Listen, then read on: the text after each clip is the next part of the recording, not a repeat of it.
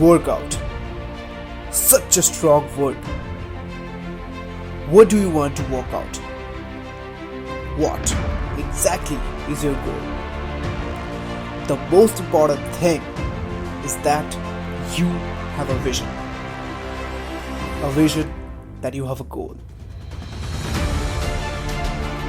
Without the vision, you are never gonna end up anywhere. People don't become successful just by an accident. They have to work their ass off.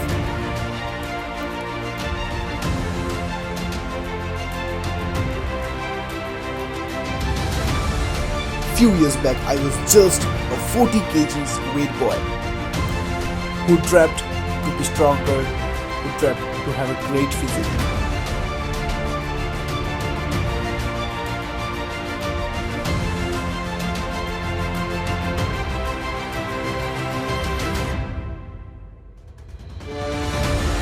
I started my workout with high dedication. High dedication with diet, high dedication with core practices, high dedication with exercises, high dedication in gymming.